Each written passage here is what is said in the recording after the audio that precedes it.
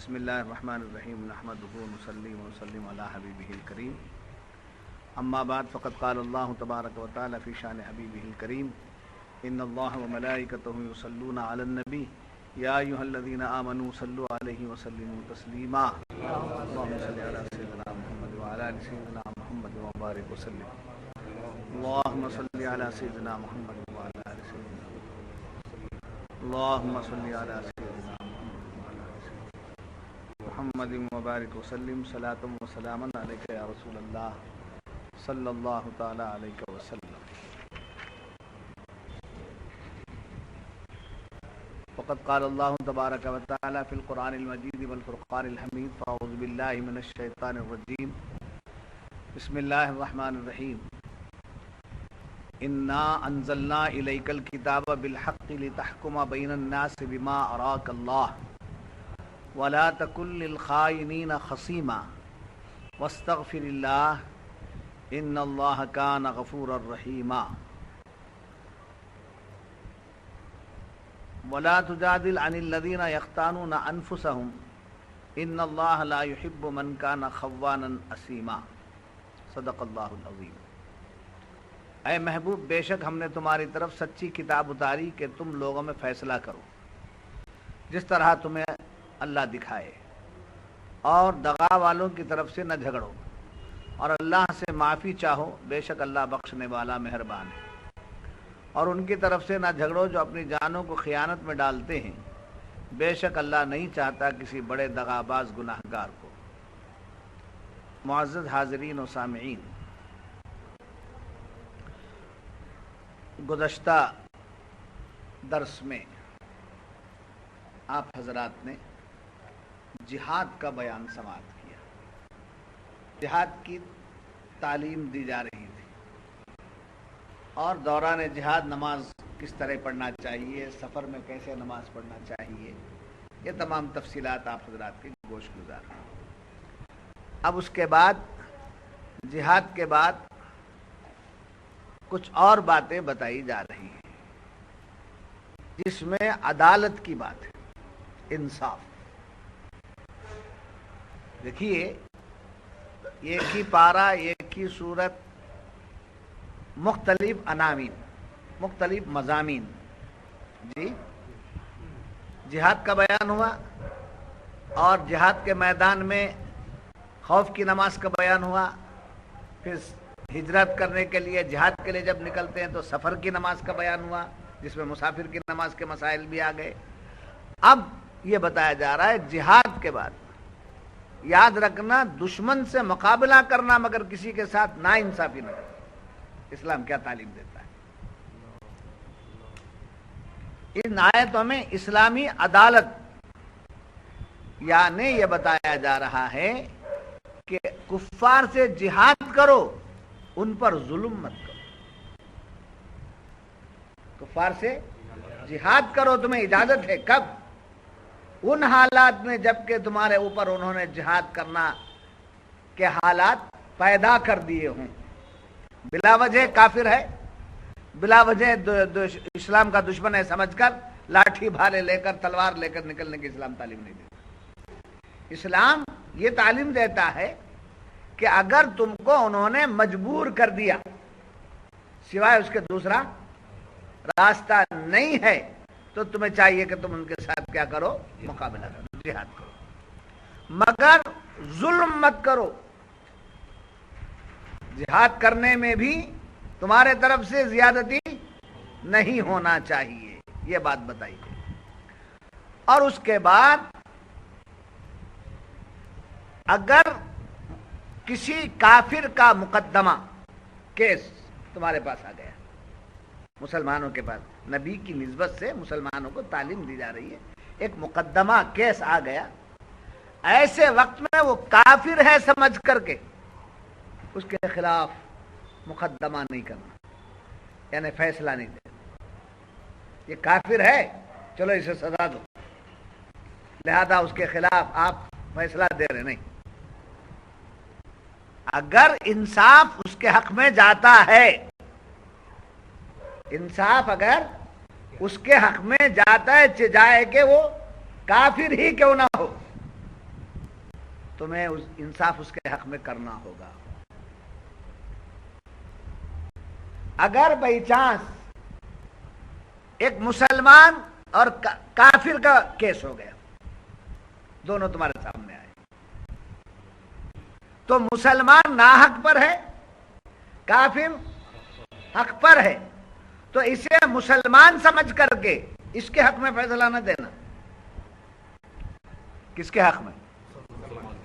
مسلمان کے حق میں فیصلہ نہیں دینا. فیصلہ کس کے حق میں دینا؟ کافر اگر وہ حق پر ہے. اگر وہ حق پر ہے تو اسی کی بات کرنا. یہاں فیصلے کی بات یہ کیس چلا کر مقدمہ آنے کے بعد ہی نہیں، پڑوس میں جھگڑا بھی ہو گیا، پانی پر جھگڑا ہو گیا، پڑوس میں جھگڑا ہو گیا، مارکیٹ میں جھگڑا ہو گیا، دکانوں میں جھگڑا ہو گیا.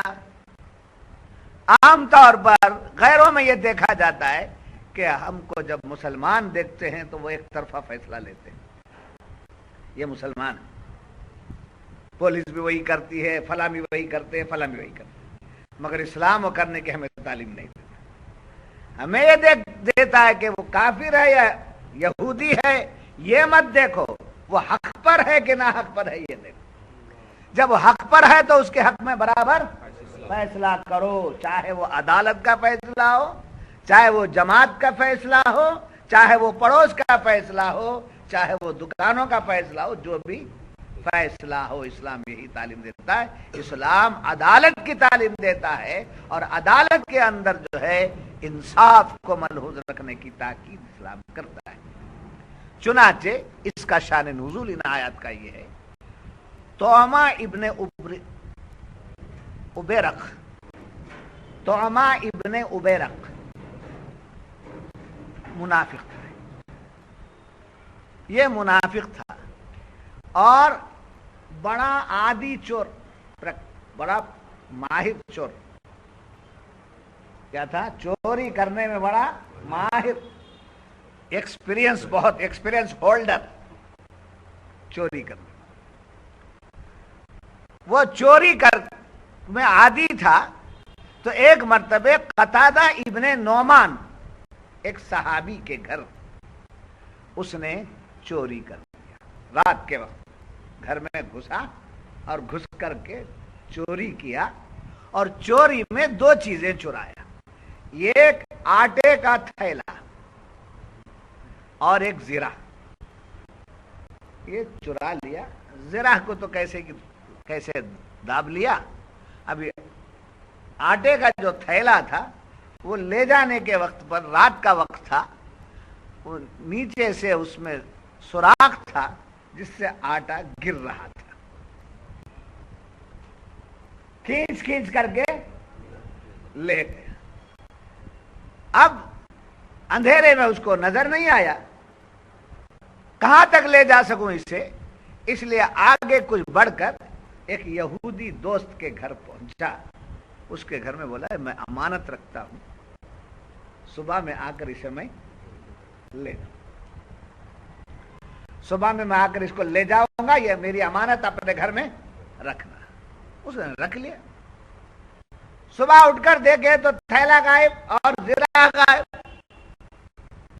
آٹے کا بولا، بوری بولتے ہیں اسے، آپ لوگوں کے سمجھنے کے لیے میں تھیلا بول رہا ہوں.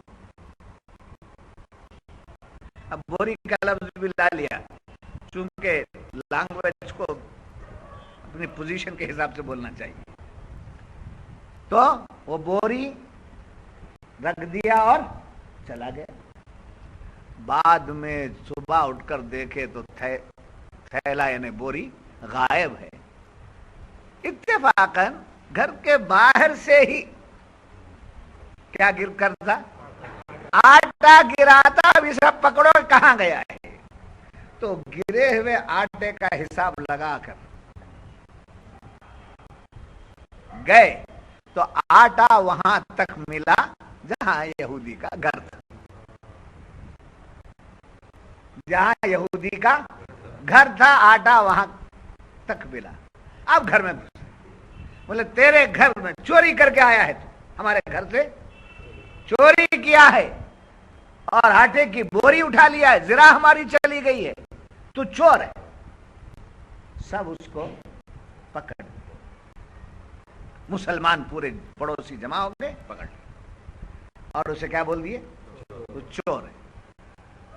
अब उस पर हमला करने वाले थे, जाहिर बात है बिफर जाते हैं, हमला करने वाले थे। उसने कहा मैं सच सच बता दूं, ये मैंने नहीं किया है, ये मुझे मालूम नहीं है।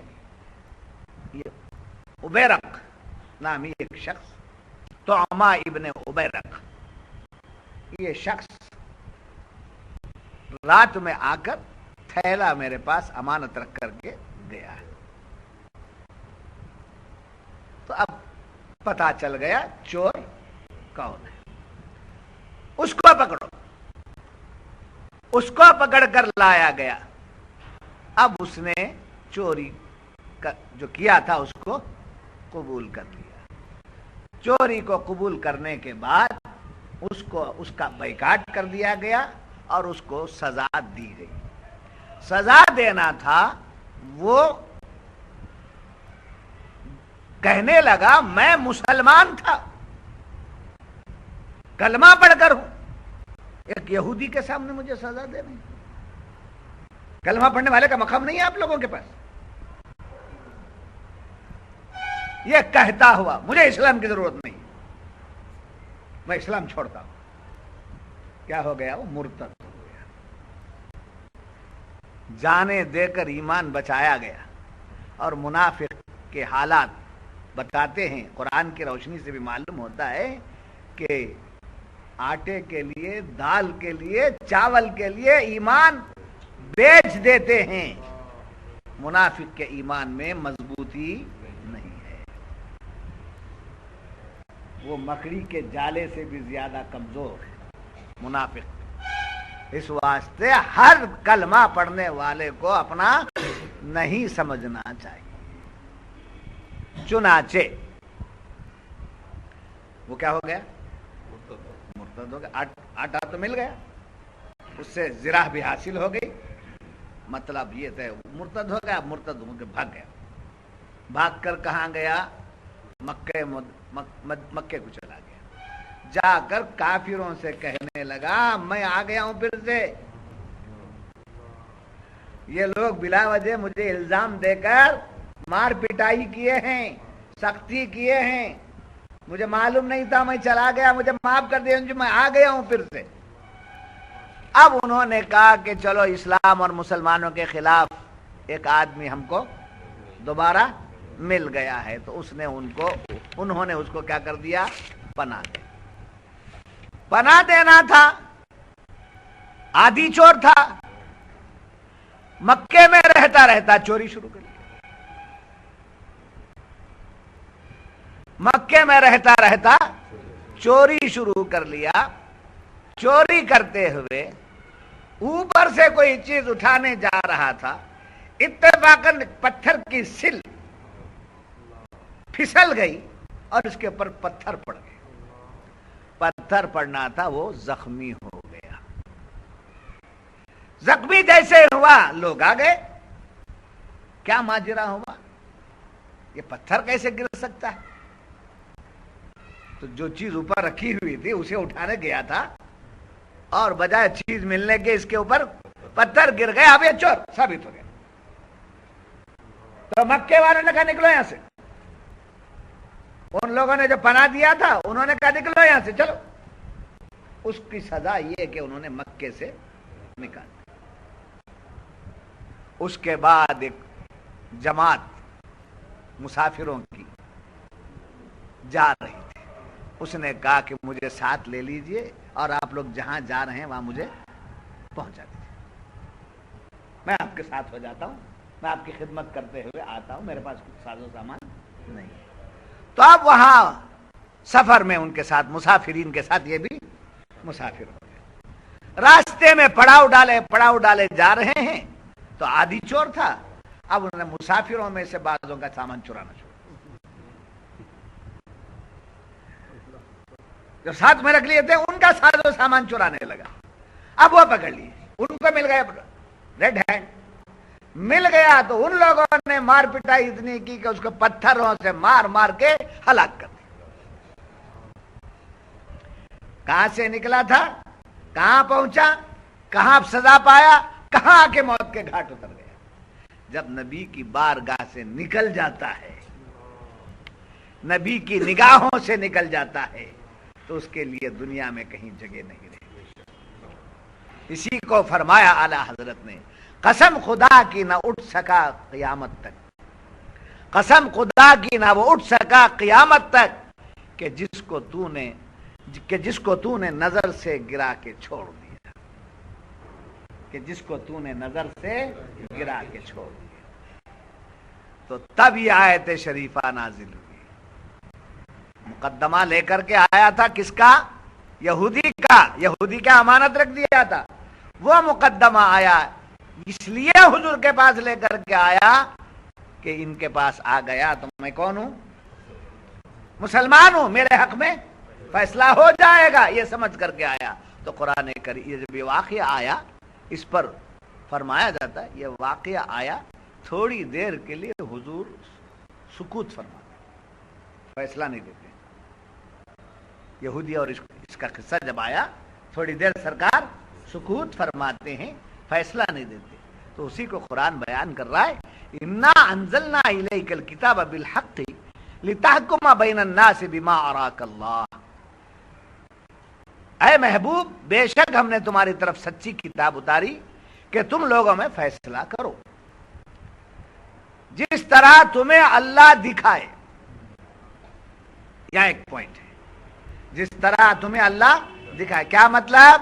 ایک دم حضور فیصلہ نہیں دے رہے، سکوت فرما رہے ہیں، تو حضور کا سکوت فرمانا قرآن بن کر کے آ گیا۔ کئی دنیا یہ نہ کہے کہ غیروں کی بات سن کر اپنوں پر زیادتی کر رہے ہیں، یا اپنوں کو دیکھ کر غیروں پر زیادتی کر رہے ہیں، یہ بات حضور پر نہ آئے۔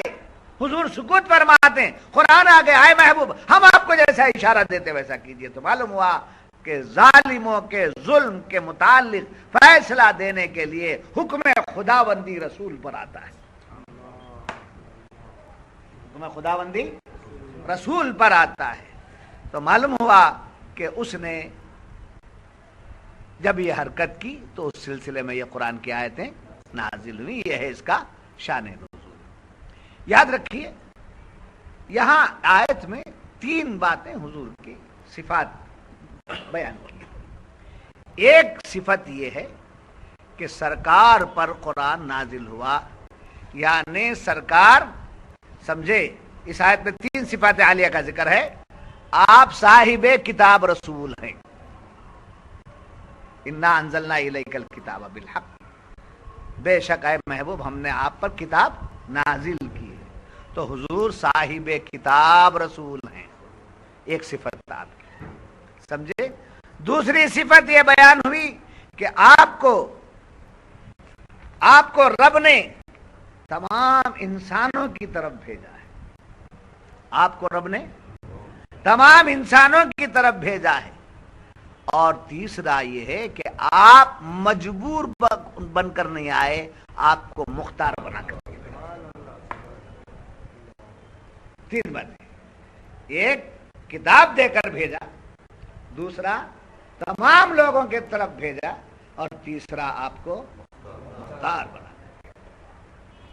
تو جو لوگ یہ کہتے ہیں یا اس کا ڈھنڈورا کرتے ہیں کہ حضور کو بھی کچھ اختیار نہیں ہے، ان کو ان آیتوں سے ثابت کرنا پڑتا ہے کہ حضور، اس آیت سے ثابت ہو رہا ہے کہ حضور صاحب اختیار بن کر کے اللہ نے آپ کو اختیار دیا، یعنی شرعی احکامات میں بھی حضور جو اختیار حکم فرما دے وہ حکم لاگو اور نافذ ہو جائے۔ مثال کے طور پر حضرت کعب بن مالک رضی اللہ تعالیٰ عنہ کسی وجہ سے ان کا بائیکاٹ کیا گیا، حضور کی طرف سے ان کا بائیکاٹ، بات نہیں کرنا، بائیکاٹ۔ حضرت کعب بن مالک 3 باتوں کا حکم حضور نے دے دیا۔ ایک فرمایا ان سے کوئی سلام نہیں کرنا اور ان کے سلام کا کوئی جواب نہیں دینا، دوسرا ان کی بیوی ان سے ملنا نہیں۔ بتائیے، یہ تو ان کے اوپر جائز چیز تھی، جب نکاح میں آ گئی تو بیوی حلال ہے، نکاح میں آ گئی تو بیوی حلال ہے، سلام کرنا سنت ہے، جواب دینا واجب ہے۔ اب یہ کب واجب، کب سنت، کب حلال؟ جب نبی کا ہے، جب نبی کا ہے تو اس کو سلام کرنا سنت، ہر ایک کو سلام کرنا سنت نہیں ہے جی۔ جیسے برادر وطن ہے، وہ مسلمان نہیں ہے، اسلام میں نہیں ہے، وہ حضور کا نہیں، منافق ہے، کلمہ پڑھ کر کے گستاخیاں کرتا ہے، ایسے کو سلام کرنا سنت نہیں۔ مسئلہ سمجھ میں آ رہا ہے؟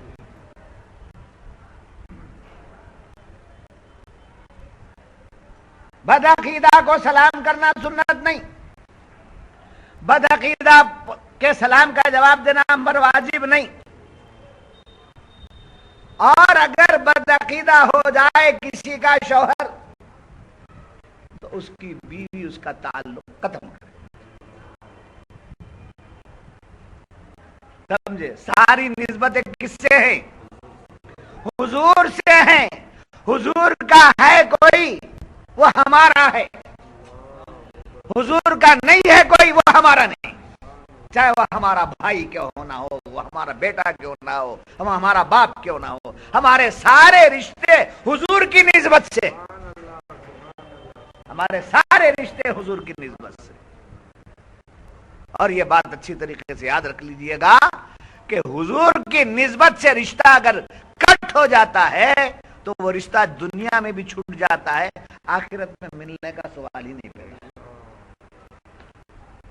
جی۔ وہ رشتہ دنیا میں بھی چھوٹ جاتا، آخرت میں ملنے کا کوئی سوال ہی نہیں پیدا۔ جو نبی کا ہے، جو حضور کا دیوانہ ہے، جو حضور کا ہے اور پکا مومن ہے، سچا مومن ہے، وہ دنیا میں بھی بھائی ہے، آخرت میں بھی بھائی ہے، اس لیے کہ سب ملتے ہیں قیامت میں حضور کے ساتھ، تو حضور کے ساتھ وہی میں ہوں گے جو حضور کے چاہنے والے ہیں۔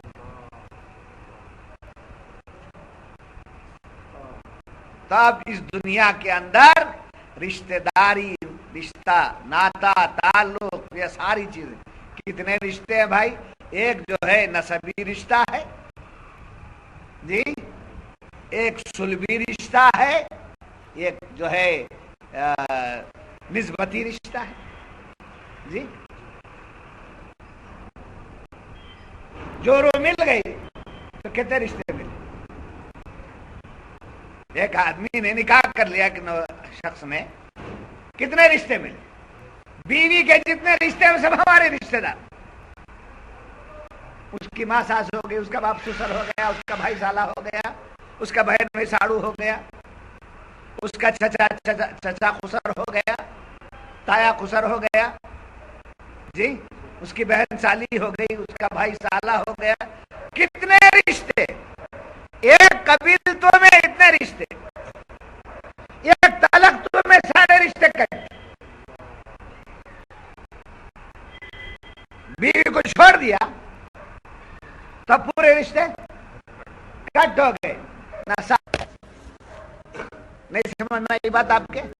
ایک رشتہ کٹ، تلختوں کا، زید نے کہا ہندا کو، زید نے ہندا سے کہا میں نے تجھے چھوڑ دیا، طلاق دے دیا، جیسے اسے طلاق دیا سارے رشتے کٹ ہو گئے۔ پھر اس کے بعد جمیلہ سے نکاح کر لیا تو جمیلہ کا جتنا خاندان ہے اس کے میں آ گیا۔ تو یہی سے بات سمجھیے اچھی طریقے سے، یہ مثال اس لیے دے رہا ہوں میں، ایک بیوی سے رشتہ کٹتا ہے تو اس کے خاندان کا سارا رشتہ کٹ جاتا ہے بلا تشبیہ و تمثیل۔ نبی سے جب رشتہ کٹتا ہے کائنات سے رشتہ کٹ جاتا ہے۔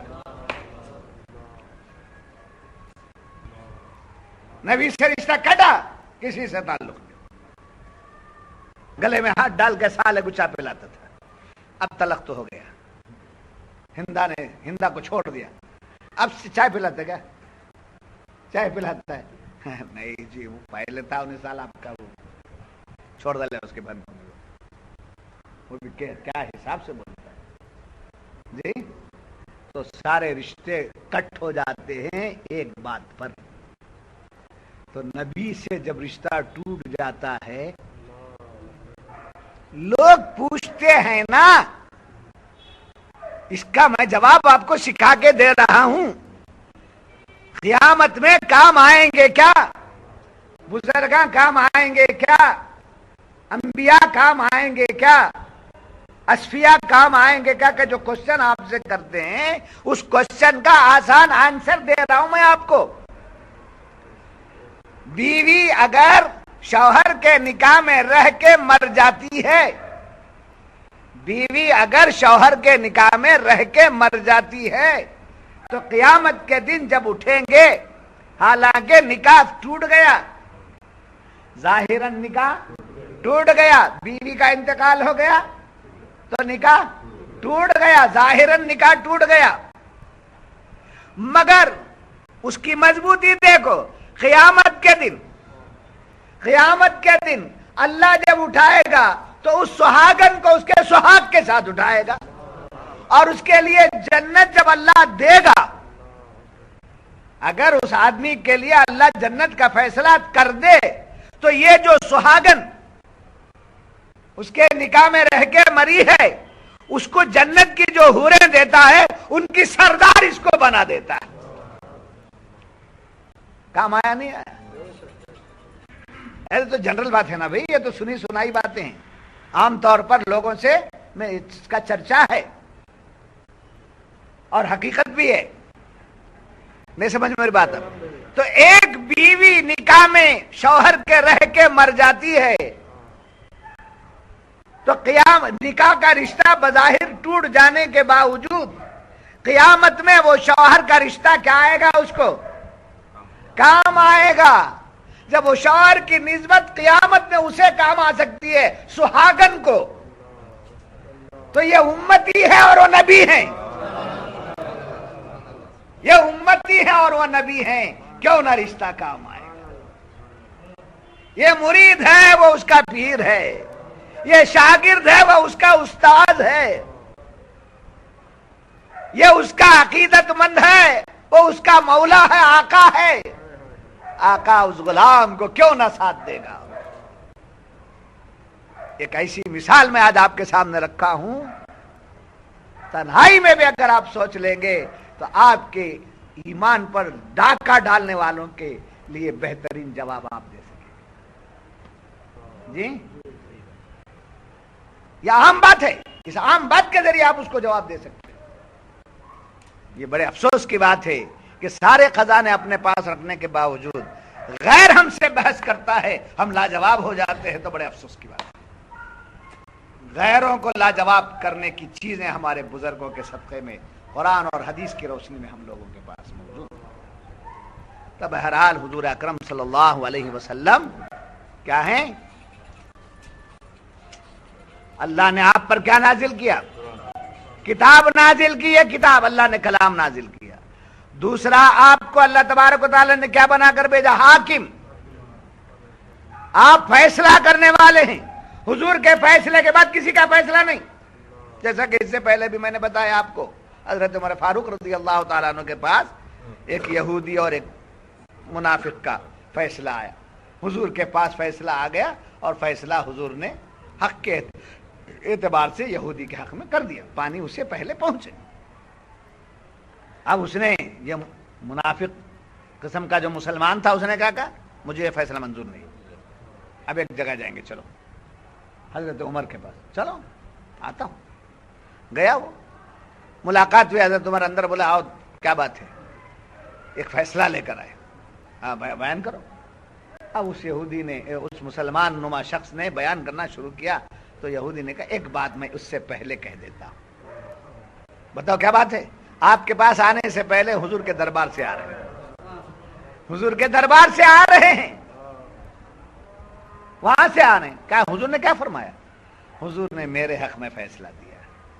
उससे पूछा ठीक है, जी हाँ, फिर मेरे पास क्यों है? फिर मेरे पास क्यों है? मेरा फैसला लेना है, अभी फैसला देता, अभी फैसला देता। अंदर गए, तलवार लाए और ऐलान किया, जिसको नबी के फैसले के बाद उमर का फैसला चाहिए, उसका फैसला उमर के पास यही है कि उसको जीने का हक नहीं। मार मार मार देना था तो इसके तरफदार खड़े हो गए, मुसलमान को मार दिए, मुसलमान को मार दिए, मुसलमान को कत्ल कर दिए। वो केस जाता जाता जाता जाता फिर हुजूर के दरबार में हजरत उमर के खिलाफ केस आ गया।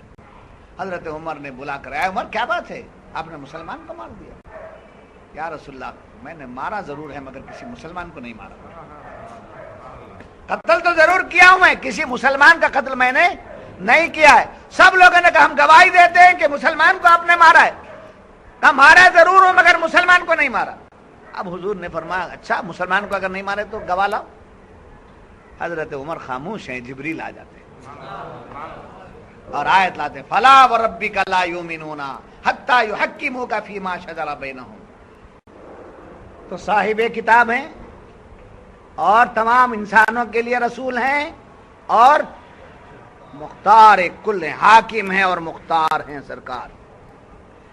और आप को हाकिम जो कहा गया, इसी निस्बत से कहा गया कि आप बाइख्तियार, हाकिम वही हो सकता है जिसे इख्तियार होगा।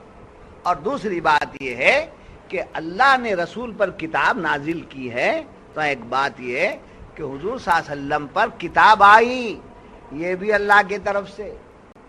आपके को कश्फ हुआ, वो भी अल्लाह की तरफ से। आपको ख्वाब हुआ, वो भी अल्लाह की तरफ से। जैसे कुरान पर ईमान लाना जरूरी है, वैसे हुजूर की हदीस पर ईमान लाना भी जरूरी है। वैसे इस सरकार के ख्वाब का बयान जब आता है, उसको भी मानना जरूरी है। यह सब क्या है? मिन अल्लाह। क्या है? यह अल्लाह की तरफ से सब कुछ नबी को अता किया गया।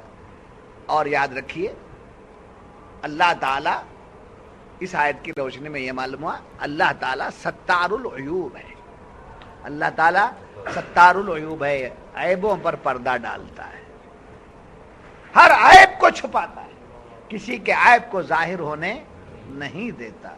मगर जब बंदा उसकी शान सत्तारियत को, उसकी शान सत्तारियत का से गलत फायदा उठाता है कि मेरे ऐबों को कोई नहीं देख रहा है, कोई बयान नहीं कर रहा है, मेरे ऐबों के बारे में किसी को वाकिफियत नहीं है, ऐसा समझकर बार बार गुनाह करने लगता है, तो अल्लाह ताला की शान सत्तारियत उसकी कहारियत में बदल जाती है।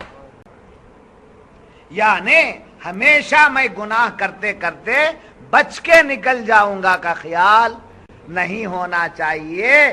कभी ना कभी हमारी हकीकत दुनिया में जाहिर हो जाए। ये बात जब मालूम हुआ तो फिर तीसरी बात ये मालूम हो रही है इस आयत की रोशनी में, हुजूर सल्लल्लाहु अलैहि वसल्लम को भेजा गया। काम की बात, हुजूर को क्या बना के भेजा? किताब देकर भेजा, तमाम इंसानों के लिए रसूल बनाकर भेजा और हाकिम और मुख्तार बना के।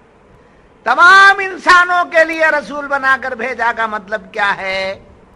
क़यामत तक इंसानों का सिलसिला है ना, तो हुजूर की जो किताब है ये कब तक? हुजूर जो रसूल हैं कब तक? क़यामत तक। हुजूर हाकिम और मुख्तार हैं कब तक? यानी 63 साल के बाद आपकी जिंदगी खत्म हो गई नहीं, उस वक्त भी रसूल, उसके बाद भी रसूल, आज भी रसूल, क़यामत तक के लिए। उस वक्त भी हाकिम, आज भी हाकिम, क़यामत तक के लिए हाकिम। आप ही की हुकूमत, आप ही का फरमान, आप ही का इख्तियार चल रहा है, चलता रहे। अब आपको मालूम कि जब इमाम साहब नहीं होते हैं या उस्ताद नहीं होता है या शायख जाहिरन नहीं होता है, तो उसका नायब बैठता है। سمجھے؟ اس کا نائب بیٹھتا ہے، شیخ کا نائب خلیفہ، سمجھے؟ استاد کا نائب استاد کی جگہ بیٹھتا ہے، امام کا نائب امام کی جگہ آتا ہے۔ بات سمجھ میں آ گئی؟ اب امامت کا سلسلہ چل رہا ہے، امام اگر موجود نہ ہے، نہیں ہے اس ظاہراً، تو اس جگہ کون بیٹھتا ہے؟ نائب۔ جب آپ اقتدا کرتے ہیں امام کی تو کیا کہتے ہیں؟ تابع اس نائب امام کی، تابع امام کی۔ کھڑا کون ہے؟ نائب امام ہے، مگر آپ کی زبان پر کیا نہیں آتا؟ نائب نہیں آتا۔ وہ نائب بھی کیا آپ کے اقتدا میں؟ امام ہی ہے، سمجھے؟ خلیفہ ہے پیر کا، جب اسے دیکھتا ہے تو خلیفہ سمجھ کے نہیں دیکھنا، پیر ہی ہے جو اس کے آئینے میں ظاہر۔ اور جب پیر آ گیا تو کیا دیکھنا؟ نبی ہی ہے جو اس کی صورت میں آ گیا، سمجھے؟ کہ معمولی چیزیں نہیں ہیں، مسجد میں ایک دم ایٹم بم برسا رہا ہوں، اس مسجد کو رکھ دیا نام مسجد و خانقاہ محمودیہ، نہیں سمجھ میں آ رہی؟ شیخ کو دیکھے تو اس آئینے میں، نبی کو دیکھے تو ان کے آئینے میں،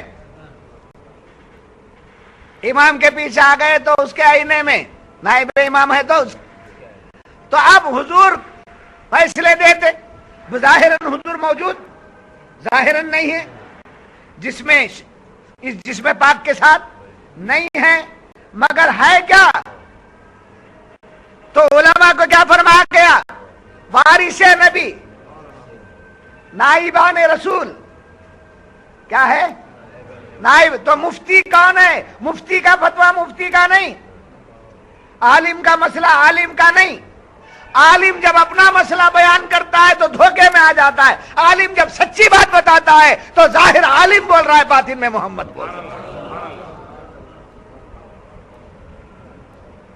اسی واسطے عالم کی اتنی قدر کرتے، مفتی کی اتنی قدر کرتے، شیخ کی اتنی قدر کرتے، سمجھے؟ کس لیے؟ اس میں وہ نظر آتے۔ تو معلوم ہے سرکار آئے اور چھپے، سرکار آئے اور چھپے۔ جب تک سرکار ظاہر تھے کوئی دکھتا نہیں تھا۔ نہیں سمجھ ہماری بات؟ ارے نہیں سمجھے تو میں کیا کروں بابا، یہ تو مچل کے لینے والی بات ہے۔ سرکار جب تک رہے کوئی ظاہر نہیں تھا، صدیق تھے مگر خلیفہ نہیں تھے، فاروق اعظم تھے مگر خلیفہ نہیں تھے، حیدر کرار تھے مگر خلیفہ نہیں تھے،